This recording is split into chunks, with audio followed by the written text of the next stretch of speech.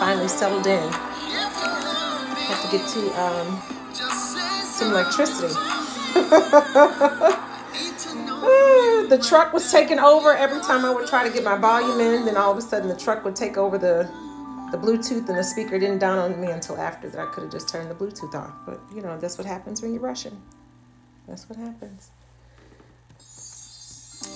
Yeah, I don't know that I want that. Maybe this one. So how's your day going? Anything exciting today? I'd love to hear when people have an exciting day. Shake it up just a little bit.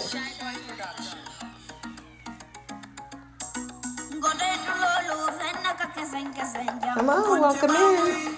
We're just giving it a couple of minutes to see if my other special guest is coming. You were here earlier. I would apologize, but I can't even take responsibility for all the pixelation. Like I said, Verizon is this neighborhood.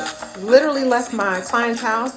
I'm like, he's a surgeon, so he's only got like a very short window to work with. So when he calls, so his session started at 4:30. It was a 90-minute session.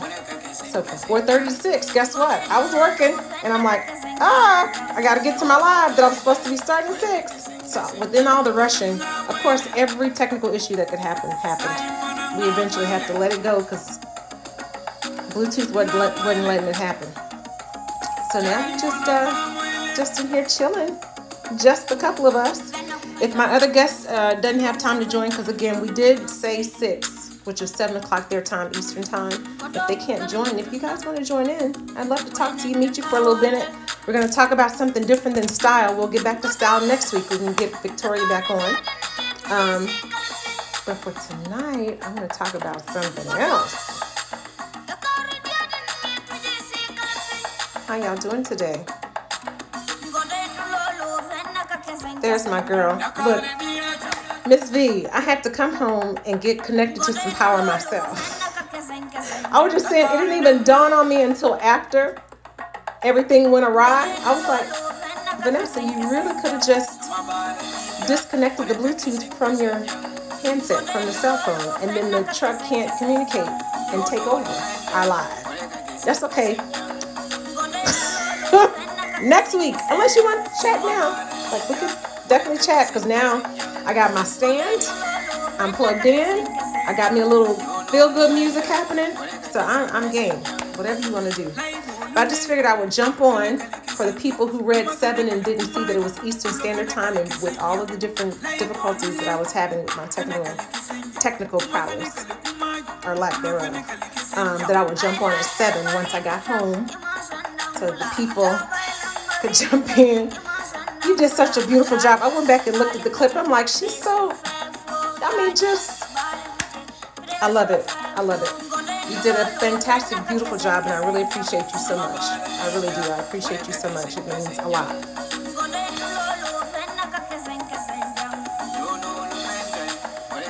Wellness Wednesday. It definitely went a lot different than what I expected. I had planned to give you guys some amazing massage videos today. But things being as they were. Now, let me tell you about wellness, how this is the mindset. I'm working with this trainer, as I've mentioned a couple times before, and I'm supposed to be putting up numbers and toning up and all this stuff. So we had a fast yesterday. And the fast is about, you know, taking care of your body, realigning yourself, letting your body start its healing process, because we're always eating. You need your liver to have time to rest and relax. You need time for your pancreas and all of that stuff. Oh, of course, of course. Yeah, I'm looking forward to next week. Look, we're going to be ready. I got some cue cards, honey. We're going to be ready next week. Hear me? I tell all my clients, look, y'all need something done? Let's get it done.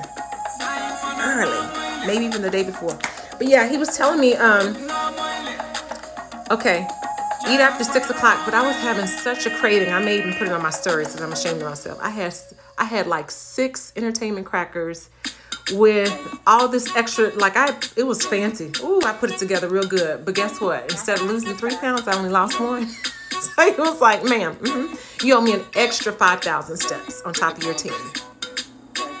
So 15,000 steps for me this morning, which put me about 45 minutes behind my normal schedule to get everything done before I started working on my clients. But it's been a really, really good day. I've enjoyed myself. My mindset was, okay, I've not eaten anything today, so I'm going to eat all the stuff I want to eat. That was not the play, because then I paid for it today. Okay, so we may or may not post this later.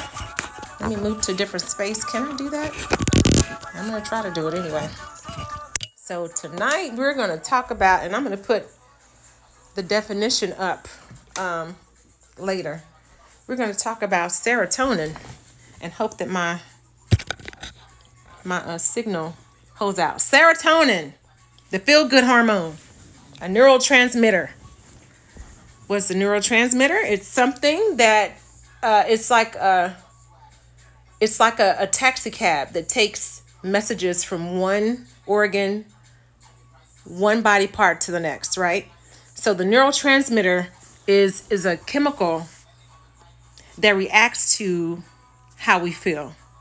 So in short, if you feel a certain way, it sends signal to the body that says, okay, either all is well, or, oh, we're in pain, or we need to go, or we're in danger, or, oh, I'm soothed, and that feels wonderful. Like every feeling and every thought that we have starts with serotonin. It tells the body what to do, how to be, right? So I'm going to read to you guys what serotonin, what the actual definition is. It's believed to help regulate mood and social behavior, appetite and digestion, sleep, memory, and sexual desire and function. And it also says that there may be a link between serotonin and depression. So that is very important. How you feel is the absolute key. It's the absolute key, because if you don't feel great, guess what? Your body's going to say, we agree. If you feel wonderful, your body's going to say, yeah, we agree. So it's important that we give our body what it wants. Well, not what it wants, because my body wanted all those crackers yesterday. That wasn't the play. What the body needs. We need to put the right fuel in, right? So it's like putting mud in your gas tank. Your car's not going to go very far. In fact, it's going to break down your engine. It's going to break down all the other components in the car that make it actually mechanically sound in order to run and get to where you need to go. So the body's the same way. Whatever you put in, it's going to, at some point, become fuel that's either going to make you feel better, feel more energized, feed the muscle, tear up the muscle. It's all relative. We have to feel good. So for me, my feel-good serotonin moments are when I'm traveling, when I am listening to good music, and I can do that anytime and anywhere. Traveling, music, comedy, of course. I love comedy. I enjoy spending time with people that make me happy and that are also enjoying themselves and being happy in life. So those things, they mean something. There was a time back when I was younger, I would always watch like shows like Cosby Show. I would watch Night Court, dating myself now. Just different shows that made me happy. Cheers. And I'm like, I'm watching these people enjoy their life, but what am I doing to enjoy my life? So I had to stop watching so much TV, because at some point you're just like, this is not fun for me. Yeah, I'm getting a good laugh, but what am I doing to further myself? So I grew up in a really, really country, small town. My father was a pastor. Would not let us wear pants. So we were in, dresses and skirts, the maxi dresses, all that stuff too. So I can completely relate. So when I got a little bit older, I was like, I would love to be able to just kind of do my own thing. Whether I felt like putting on makeup or not, whether I felt like, putting on a certain outfit or not, it's up to me. It's my choice. It's my decision to do that. So, for a while it was like, okay, I'm watching the ladies on TV wear their pants. I'm watching Vanessa and Rudy and Denise and all of these people wear their pants. I'm like, man, that just would be nice. That would be nice to do Something like that. Because to me, it was such a fart. Like, he wouldn't let us listen to the radio. Maybe that's why I like music so much now. I don't know. But he taught us so much about the body and about not putting certain things in our systems. Like, he wouldn't let us get vaccinated. Forget it. You're not going to get vaccinated on his watch. He believed all the things that they're saying now. So we were healthy as a horse. We never got sick. I think the sickest I ever got was when I had chicken pox, maybe 4 or so. But he literally, we grew some food. We would have to pick it out of the garden. He cooked. Everything was fresh, right? It wasn't until I got older and had my daughter that they were like, no, you must have these vaccinations. And I got the flu every year like clockwork, and was sick every year like clockwork, because I was putting chemicals and things in my body, trying to do what the body does for itself naturally. The body knows how to heal itself, taking that Flexeril for back spasms for, 2 or 3 months. That wasn't fun. So after about 3 years, I was like, I don't think I'm going to take the flu vaccine anymore, because my body is rejected it. It's not liking it. And guess what? I haven't had the flu since. That's been, again, more than 10 years ago. I just refused to take it. So anyway, taking care of your body, eating the right things, feeling good, doing things that make you happy, having something to look forward to, being around good people, planning, having a goal. A lot of times people are just, they fall into depression because they don't have anything to look forward to. And unfortunately, there's a lot of people that live alone and they don't have a tribe or a squad to be around. And so they live these very lonely lives where they're just, existing. And, that's a terrible way to go day to day. Like, if you can't make friends, if you're introverted and you're not really outgoing, you don't put yourself out there, and you're afraid to open yourself up and expose yourself because people can be how people can be, or because you just don't feel like you have anything to offer. I believe everybody has something to offer. Sometimes you look at you compare yourself to other people, you're like, oh, they do so well, I could never do that. Well, you have to just try and see, because you never know who's going to connect to you and who appreciates and pulls strength from your story. But yeah, there's so many people that live by themselves, that don't have any interactions, that don't get hugs. It used to be that you could go to church and get all your good hugs in for the week. And now even that's like shut down and closed. So it's like, okay, when are people that live alone, that are not in relationships, that are not married, when are they getting when are they getting their touch? When are they getting a chance to have human connection and interaction? When are they getting that level of care outside of just a regular 9-to-5 job? When are they getting that? It's only, I guess you could get a pet, get a dog or a cat to snuggle and cuddle up with. But literally the chemicals in our body will release endorphins and serotonin, change your brain, change your mind. There's a physical reaction that happens in your body when you know somebody cares about you, when you know you've got plans, when you know that there's a goal, when you know that there's something to look forward to, when you're happy because you're eating what you've chosen to eat, not what you had to eat, when you're happy because you get to put on what you want to put on, when you can listen to music and be at peace. Like, there's a wonderful thing that happens to the body. It starts to repair on its own. Granted, you're taking care of it. Granted, you're at least getting a little bit of cardio in, 15-30 minutes a day, getting a little bit of sunshine in, 15-30 minutes of vitamin D, so that your body can properly transmute that or convert that into energy and into power for the body. Like, all of that stuff matters, guys. The wellness. Yes. The wellness piece is so holistic. Like, the fact that now my daughter, she moved to Georgia, and it felt like the longest time ever waiting for her to be back. Like, my sisters, they're all grown and, got their families and stuff. Everybody's in their own house. So I was like, I miss her, and I miss, the babies coming by, because I could get my hugs in. Now, I still do have some clients that like to give me a hug because we've worked for a while. And so we kind of have that mutual understanding. Okay, you're a client. But, we're at a space now where we understand professionally, like there's no power dynamic that's happening. So, I'll get hugs from clients here and there and then from family. But day to day, human touch is essential. It can literally wipe out depression.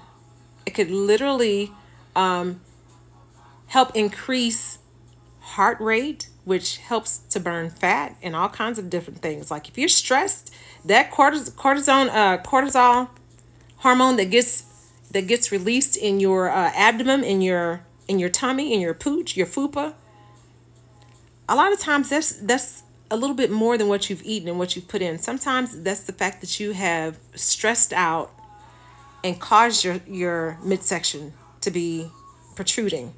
And you don't want your stomach to be larger than what it should be, because now you've got sexual dysfunction. Now you've got your stomach is now telling your brain what to eat. Have you ever had that where you're just like, I know I don't need this chocolate chip cookie, but if I just bake one fresh cookie, I'll be able to decline the other 12 that's in this bag. First of all, sis, why did you even buy the bag? Why don't you buy the bag and bring it home? You know it's going to be a problem. Talking to me. I'm having a conversation with myself. Y'all are just kind of in on the conversation. But yeah, your stomach begins to tell your brain what to eat. It's like, nah, I want sugar. I want sugar. I want sugar. And your brain is like, I know I don't need to have sugar. But your stomach is like, I'm craving it. Now it's a literal addiction. It's an addiction. So you have to be careful with the fuel that you put in. It's first of all a decision. It's your mindset. And then it's the fact that you've got other things going on, so you don't feel like you have to satiate yourself with the food. Or maybe that's just me, because I'm an emotional eater.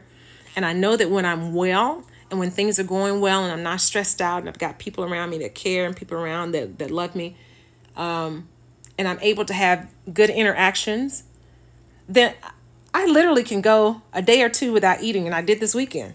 I did the weekend before. I can literally go a day or two without eating, because literally the endorphins and the adrenaline and the serotonin have kicked in, and it becomes fuel for my body. So in the midst of this pandemic and the social distancing and all the other foolishness, ridiculous things that are going on, I think that has been the biggest disservice that has happened to us as a society, that has happened to us as a people and as a human race, that we don't get to connect, and that we don't get to be around each other, and that we don't get to embrace one another, that we don't get to see someone from 5 aisles down the grocery store and recognize their face and go, hey, that's my old classmate, or hey, that's my neighbor, or hey, that's my old coworker. We're walking right past each other, and they're making us all into zombies because we can't see and relate to each other and say hello. Just the simplest of human courtesies, which is, connecting with each other. Now, I like my personal space. I like things the way I like them.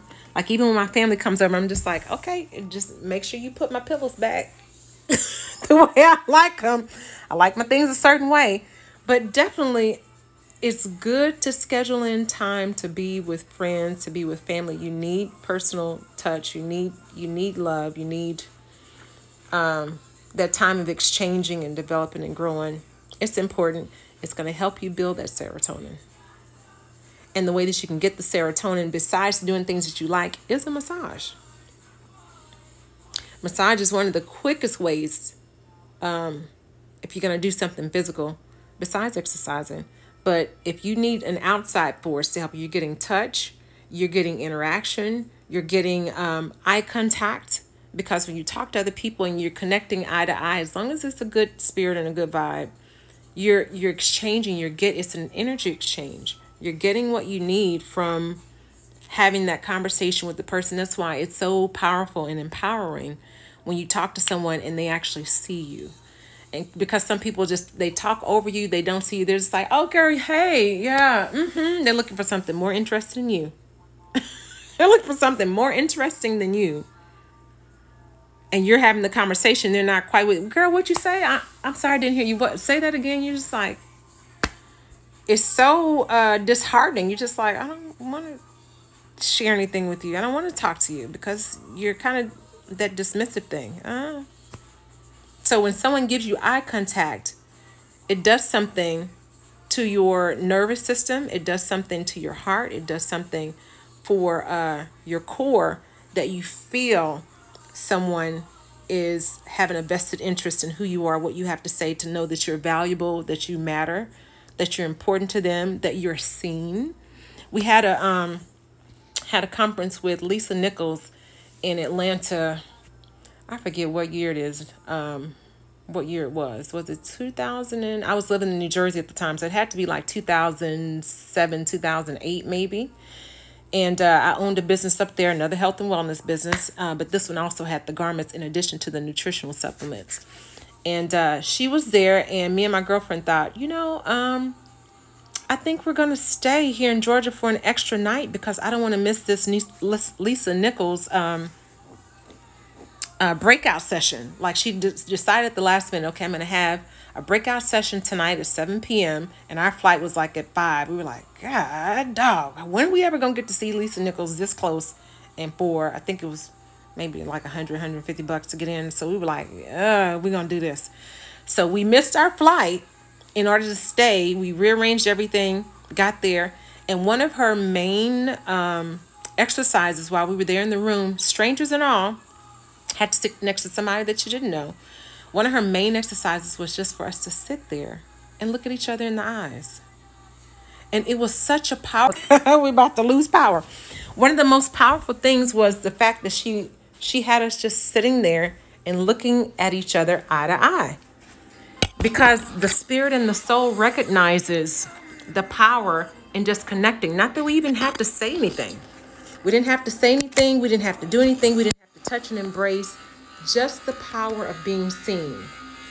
And after that, we had to repeat to each other, I see you. I see you. It was so powerful. We were all in tears for the next 30 minutes. Just purging all of that, unworthiness. Purging all of that, I don't feel like I'm good enough. Purging all of that, I'm always doing for other people and nobody ever does for me. Or everybody keeps choosing everyone else and they're not really choosing me. We have these thoughts and they come in different forms. It could be a parent that didn't see you like they saw the other siblings. It could be a neighbor that rejected you for a friend down the street. It could, any number of things. A teacher that ridiculed you in front of everybody. It could be anything, much less love relationship, So it's important, family, it's important that we see each other. It really is. To stop and connect even for, just a minute. It's helpful. They say in order to build friendships, you have to talk to someone for at least once every 2 weeks. I read that just a couple of days ago. I like to read things like that because it lets me know, okay, good, we're on track. So even if you haven't talked to a person or seen a person for 6 months, a year, as long as you're checking up on them and not just, hey, girl, I hope you're doing good. Hey, bro, I hope that the family's good. Of course, they're just going to be like, okay, yeah, I'm fine. No, I've talked to more than 3 of my girlfriends this week. Like, actually called them, not just text. Actually called them and said, you're on my mind. I want to know how you're feeling. Sis, I'm going through it. This happened. This breakup. Person, got engaged to somebody else. Then another friend was like, friend, I had to get a whole nother job. I had to get a second job and work at night because the hours have been cut and they're starting to knock off positions and I don't have enough to cover my finances. Another friend, a huge health complication where she's going to have to go through amazing amount of what do you call it? Chemotherapy. Unexpected. I mean, you think because you see these people online, you checking up on them on social media, because y'all text a couple days ago that everything is Gucci. We got to start reconnecting again. That serotonin And even the inner prompting, like the spirit will tell you, okay, I thought about so-and-so. I probably need to reach out and see how they're doing. Actually check on them. So I had an opportunity to like go in those spaces and say, hey, I'm here. I see you. I'm glad you shared that with me. What can I do to help? Where can I help you? How can I feel? Oh, another friend, her whole house burned down. They moved in 3 hours later, the whole place burned. All this stuff just got there. That's four of my personal friends. So you guys, this connection piece is vital. This connection piece is key. I think that COVID has illuminated the fact of how we need each other. It has brought to light how disconnected we've been, even though we're more connected because of social media. It says we're more connected. No, we're more aware and more inundated with images of what we think people want to see us doing. We try to present our best light. We try to present our best selves to look like, oh, I've got everything together. And that ain't always the truth. That ain't always the truth. So take time to connect so that those very real relationships in your real life are cultivated, so that when you need to go to the well or you need to go to the friendship bank, you've made enough deposits in order to extract out what you need. Not that you're using people, but it's an exchange. It's an ebb and flow. It's an ebb and flow. You've got to put some time in to connecting, because it's good for the heart and it's good for us as a society, just to look at it globally, look at the full picture. Collectively and individually, we need each other. We need to start really thinking about our next step. Yeah, because if it becomes, okay, I'm the potato farmer and you're the corn farmer and you're the person that's going to do all the greens, like we're going to need to pull together. And it may not be as, rudimentary as that, but, definitely it could be, okay, that's a mechanic and that's, a doctor and that's a banker. And we all need to pull together and kind of support each other that way. We could do more together. So anyway, it's 7:30. And I do believe that the Saints came marching in at 6, and they were like, okay, forget your live at 7 because you didn't tell us 7. You said 6. So I completely understand. No problem. But I have enjoyed chatting to whoever is going to be watching this later. I love and appreciate each one of you for all the gifts that God is giving you and putting you to send out to the world. And I'm hoping that you got something out of this, even if it's just keep up with your friends. Check in on them at least once every 2 weeks. That's twice a month. I think we have that kind of time. I really do. I think we have that kind of time. But more than checking on everybody else, make sure that you're in a good state. What makes you happy? What do you like? Do more of that. Do more of that. Because when you radiate from the inside out, it's helpful for other people.